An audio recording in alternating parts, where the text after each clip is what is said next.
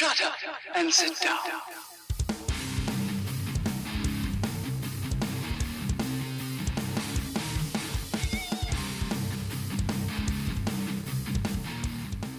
Hey you Skellywags, I think it's been long enough between this episode and the last episode of 118 Toy News.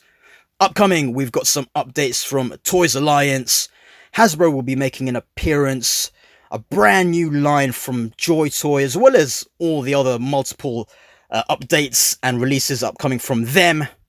Right now, let's take a look at Hiya Toys. Even though we're yet to have any of their G.I. Joe exquisite miniseries in hand, Hiya Toys have announced the third release, Cobra Commander. The leader of Cobra is the most treacherous and despicable criminal the world has ever known.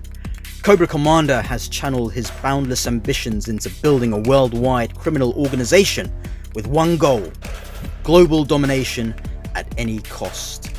Highly intelligent and dangerously unstable, wields a strange form of charm that can twist intentions and morals, making his poisonous words seem plausible and relatable, and masking the true motives behind his treachery. There's still no official word whether these will be coming out in the West. Snake Eyes should be coming out soon, so keep your eyes peeled. Cobra Commander is due at the fourth quarter 2023, should retail for about $20. Space. The final frontier. These are the voyages of the Starship Enterprise.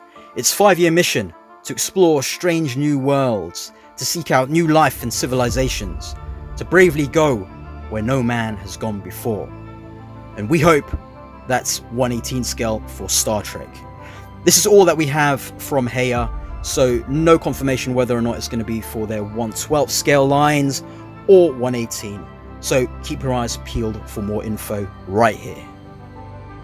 Let's see what's going on with Toys Alliance. We kick things off with the 88th and some mechanical releases, including this Scorpion Laurel LAA-3S. One of the challenges of the Estancian Grey Zone is the ruins that jut from the sands like broken, rotted teeth. Such ruins are obvious hideouts for marauders and worse, yet can be difficult to penetrate given the crumbling terrain and plentiful hiding places. So it was that Argent scientists developed the Scorpion Laurel LAA-3S.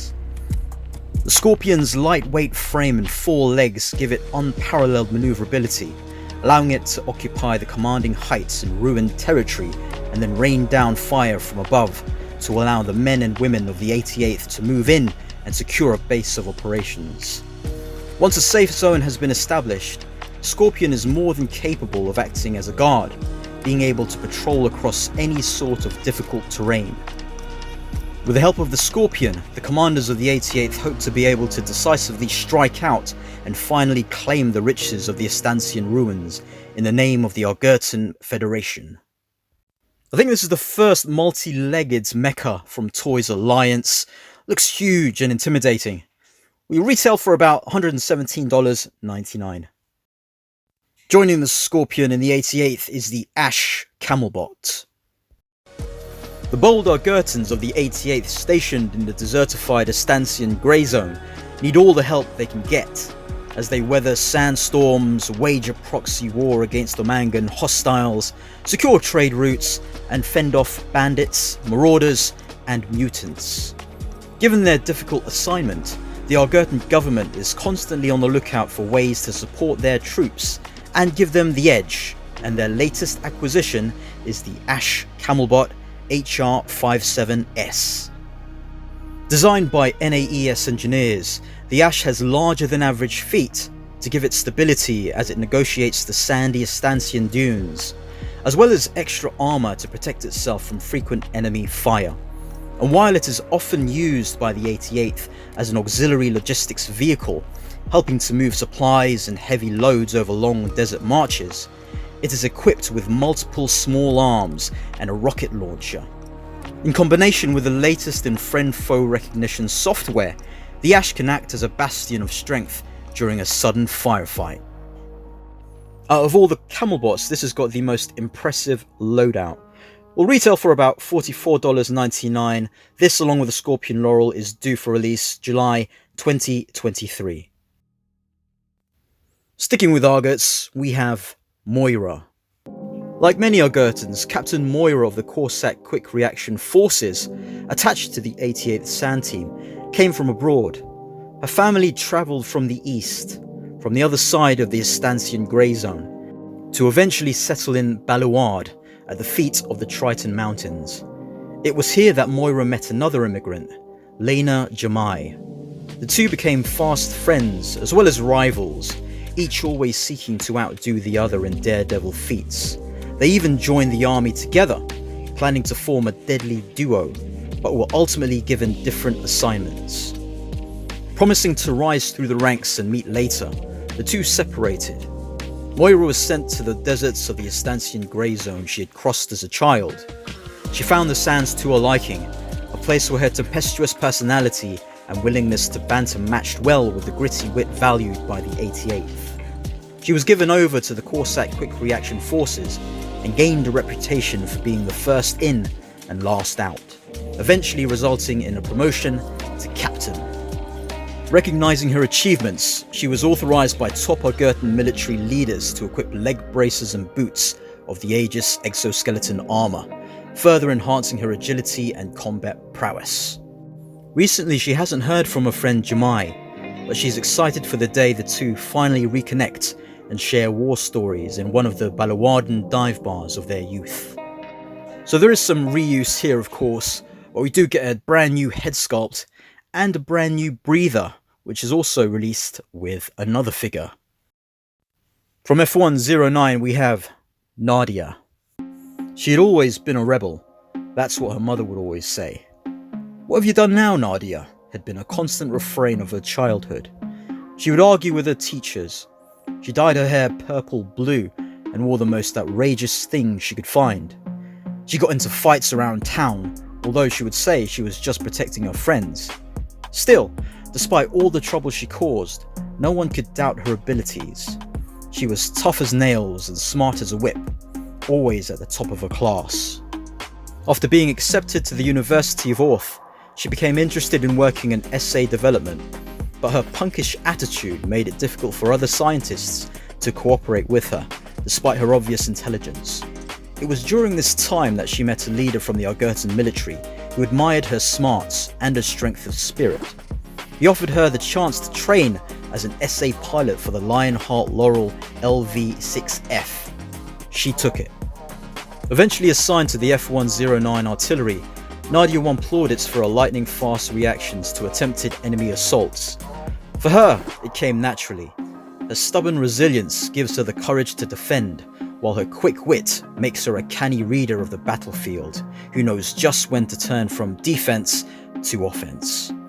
The youthful rebel now Argot's purplish blue-haired bulwark, a spirit that can never be broken. I think it's safe to assume that Kit Lau is a fan of Ghost in the Shell, as Nadia comes with a head sculpt with a haircut similar to Major Kusanagi. Lionheart Laurel LV-6F. The Lionheart is a flexible four-wheeled SA unit often used by the troops of the F109 to defend their flak bikes' bombardment positions. In this, it serves an essential battlefield role, since if the long-range support shelling of the flak bike should be lost, the soldiers on the front will find it almost impossible to break through enemy lines. And while not offering quite the same power as the flak bike, the Lionheart is well equipped to act in a supportive capacity. It has thermal decoy flares for dealing with enemy air forces, as well as both short and medium range shelling cannons, in addition to the normal SA small arms for close range engagements. Handily, it also has an auxiliary platform that can be deployed when targeting enemies behind in blind spots, empowering the pilot to take more accurate shots. The Lionheart makes sure that the flak bikes and the F109 can do their job and carry home victory on the battlefield under a hail of artillery fire. Moirah and Nadia will retail for about $41.99, while the Lionheart Laurel will be $117.99, all three due for August 2023. Lastly, from Toys Alliance, we have more from their collaboration with 4A Like Black. The mech that was previously teased, we have the Citrus Laurel. On one of his trips jumping through realities, Eric K returned with blueprints for a powerful single pilot bipedal battlefield mech. The Black Soul organization quickly recognized that at the core of its design, the mech utilizes clean hydrogen energy, was a desire to protect and preserve, and so took the blueprints and manufactured their own model, which they dubbed the Citrus Laurel. In emergencies where issues cannot be resolved peacefully, they are used by Black Soul organization to stop large-scale pollution events. This mecha seems to be mostly reuse, repaint of one of the other Laurels, which makes sense with the lore. Will retail for about $106.99. This collaboration brings forth two new humanoid figures. One referred to as Oak, and the other we'll look into right now, Citrus. While the Oak Bionic was produced on the back of a sustainable and harmonious blueprint, there are times when the Black Soul organization decides that more forceful steps are necessary. In dire circumstances then, as a last resort, they will send out Citrus, a bionic with aggressive programming targeted against companies or facilities that are actively and knowingly polluting or destroying the environment. Notably, the Citrus even knows how to pilot a mech if an even heavier hand is needed to teach the lesson that the environment is to be protected, not destroyed. Looks like the Citrus is designed without the puffer jacket arms, specifically so it can pilot the mech. And finally, from this collaboration, we have Oak. Unlike the fully individualized, self-conscious bionics like Eric K, the Oaks are a group of bionics developed with a unique networked consciousness, similar to a super swarm intelligence. Developed and manufactured by the Black Soul organization, the Oaks were designed and subsequently mass-produced to carry out tasks, using their collective knowledge efficiently, intelligently, and sustainably in order to save as many worlds as possible. Sustainability is a key part of the Oak's mechanical design. Each Oak Bionic contains within it carefully selected seeds that, upon the model breaking down or upon completion of its mission, it will, if possible, carry the seeds to a suitable piece of land, then themselves degrade into nourishing nutrients so that the seeds can grow into plants and thus pay homage to Mother Earth's gift of life. The scientists behind the Oaks believe that rather than master the land, humans, and indeed bionics, should strive to live in peaceful harmony with nature. There'll be several variations of Oak which will come with an additional pair of trainers, randomized design, or you can get the whole lot for $359.99. The single figures of Oak and Citrus will retail at about $59.99, with the mech coming in at $106.99, due for release September 2023. We now move on to Joytoy and their Jianghu line. This is Xushan He. If he's anything like the last couple of releases from Jianghu line, I'm sure that he'll be awesome. Those plastic bits at the front and side skirting and the cape should be a softer plastic, so it should be quite pliable. The only thing that worries me is the upper torso. It doesn't seem like there's any articulation there. Although if it's anything like Dingchang Huo, it may be on the lower parts of the upper torso, but we shall see. This is Gongsun. Basically, he's what I envision when I think of a kung fu master. His legs look to be similar to Wunyan, which is a good thing, as Wunyan's leg articulation was really good. I'm hoping that they do keep the articulated wrists from Wunyan and not have the, well, I had anyway, the wrists that do not move, which was a bad choice on Joytoy's half. I don't know if it was just mine. These extra power flame accessory type things are huge. But I wish they'd made them maybe transparent, as they look a bit too plastic and toyish. That makes sense. Anyway, it's one I'll probably pick up, so we'll see what it's like in hand. The Crown Prince of King Jing Kai Zhao looks very regal in his appearance. So I suppose it's apt that he should come with this regal looking cape. So I actually had to look online through Google to see if he was based on any historical figures or anything like that, as Joytoy have made it a point to include in their solicitations up close images of his head sculpt, face. Or perhaps they're just very impressed with themselves with what they've been able to do here.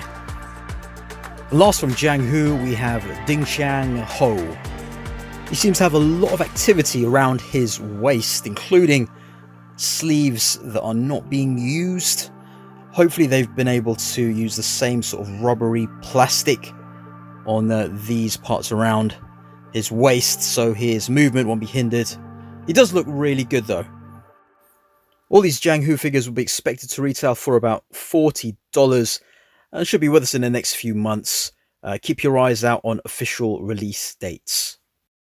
We now move on to a brand new line from Joytoy, Corvus Belli's Infinity.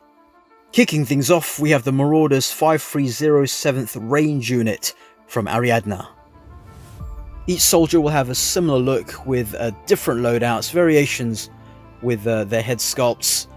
This figure 1 will come with a shotgun and a few other bits there as well. Looks like it's removable armor for each of these as well.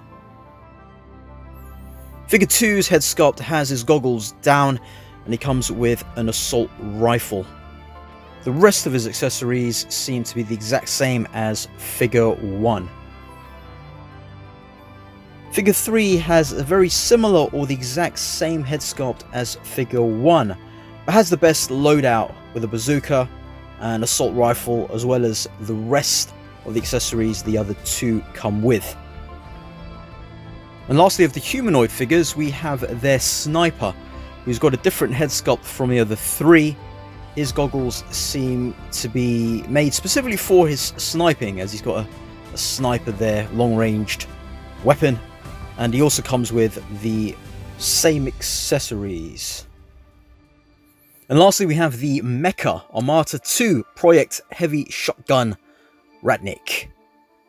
Looks pretty impressive, particularly with that large shotgun or weapon and the hammer it comes with. Also those rocket launchers on the shoulder. The mech is expected to retail at about $77.99. The humanoid figures about $35.99 each, due for a May release. Also from Ariadna, we have the Equip Mirage 5 2-pack with female figure Margot and Duroc, which is a huge wolf character. So this is Sergeant Duroc, although I think there's a typo on the word Sergeant there. He comes with these two ranged weapons for each hand, which looks awesome, and also a huge knife that you can store in the back.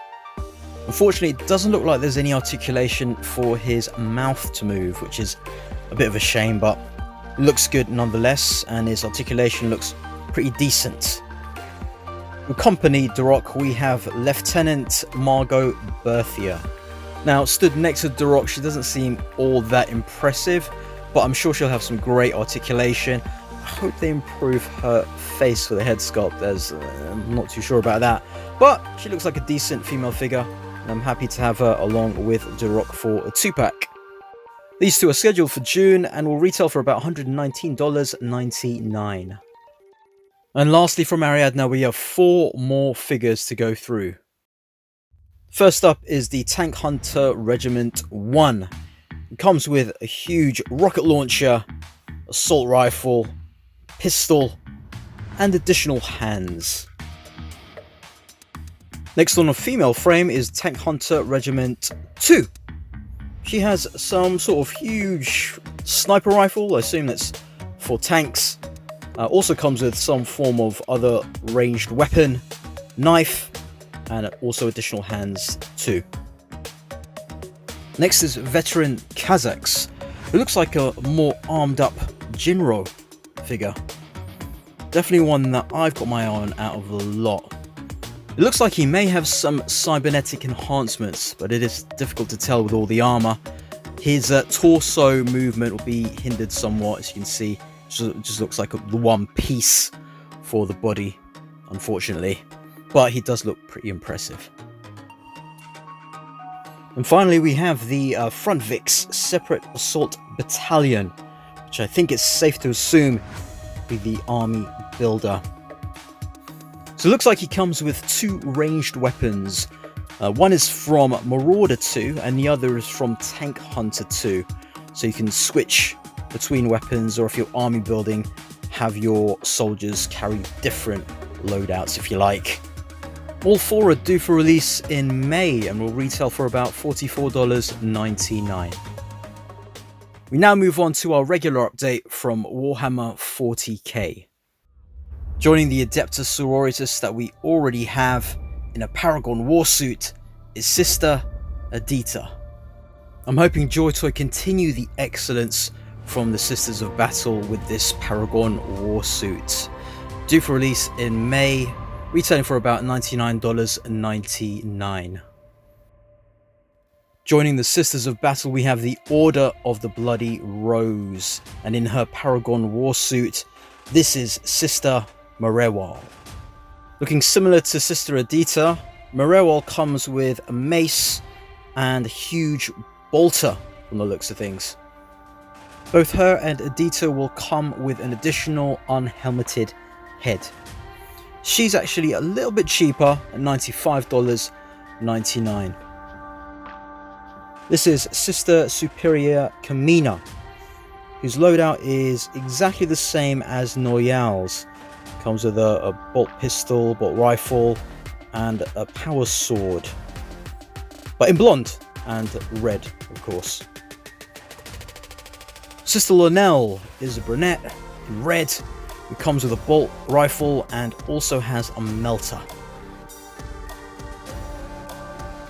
And lastly, from the Bloody Rose, we have Sister Ignacia with her short hair and dark. Completes the Trinity with her flamer. These ladies are scheduled for April and will retail for about $47.99. Also joining the sisters, we have the Order of the Argent Shroud, and in her Paragon Warsuit to complete the Trinity of weapons and a flamer, we have Sister Colleen. She will also retail at about $95.99. With the same bolt rifle, bolt pistol, power sword loadout as Noyal and Sister Superior Kamina, we have here Sister Superior Avinka. If the silver here turns out anything like the Grey Knights, definitely be worth picking up one. And the one I've pre-ordered out of the lot because of the white streak on her hair is Sister Vitas. She comes loaded with her flamer.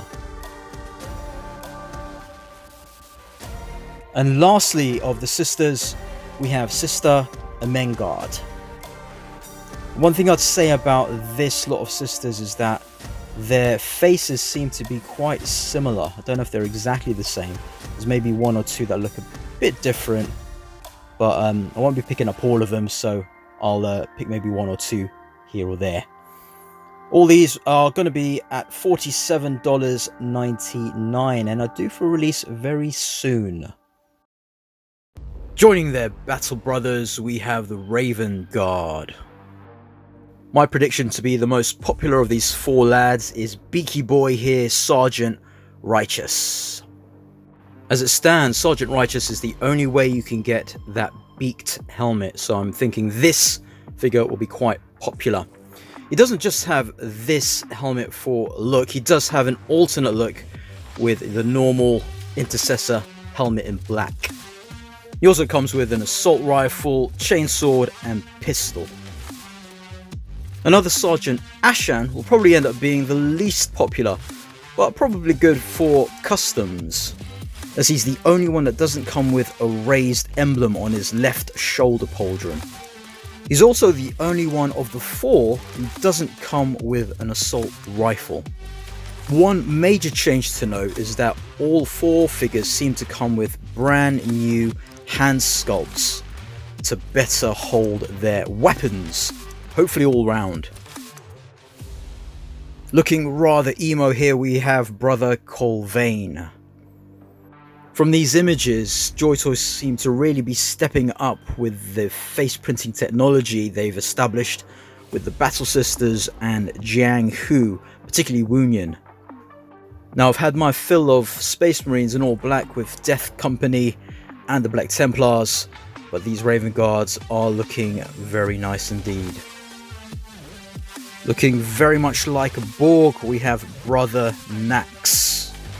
Now, I seem to be building quite a collection of 40k figures with cybernetic implant in the left eye, and this guy seems to be one that I'll have to pick up as well. Out of the four, I think Brother Nax, Brother Colvane, and Beaky Boy are definitely ones that I may need to pick up. Scheduled for May, they'll each retail for about $40. From the Sortek Dynasty, we have some Necrons. There'll be 3 figures: Deathmark, Immortal with Gauss Blaster, and Immortal with Tesla Carbine. So each of these figures will be available individually as opposed to the double packs from the previous Necrons that were announced. But of course, they're not just the same. These are all repaints of those 3 designs that were seen previously. Scheduled for release in April, each one will set you back about $35. Lastly, from 40k, the most recent announcement from Joytoy. We have our first word bearer, Chaos Terminator, Garshak Vash, who's a mostly reuse from the previous Terminators, but they were great figures. In case you didn't think we had enough Black Templars recently, this is Brother Dragon. Seems to be an improvement over what we've had previously, or just recently, and he's got the mace and a new unhelmeted head. Also from the Black Templars, we have Brother Lombast. He has a new combi plasgun and also a brand new unhelmeted head. 2 Black Templars will cost about $47.99. Wordbearer Terminator will be about $41.99. Due for release next month. We now have a quick update from Hasbro Star Wars Vintage Collection. From the Book of Boba Fett, fan favourite Cad Bane. Renowned bounty hunter Cad Bane was known for his impressive arsenal of weapons and allies. His work with the Pike Syndicate on Tatooine led him face to face with Boba Fett. According to Hasbro Pulse UK, Cad Bane will be due for release in July and will retail for about £16.99. Also from Book of Boba Fett, we have Tusken Warrior. Part of a tribe of Tusken Raiders, Tusken Warriors wear abundant clothing to protect themselves from Tatooine's twin suns. They fear little and make sudden raids on local settlers. You can grab your own Tusken Warrior, or 2, or 3, or 4, or many more, in June. Will also retail for about £16.99. From the Mandalorian, Paz Vizsla. Paz Vizsla is a brawny warrior encased in the strongest Beskar armor.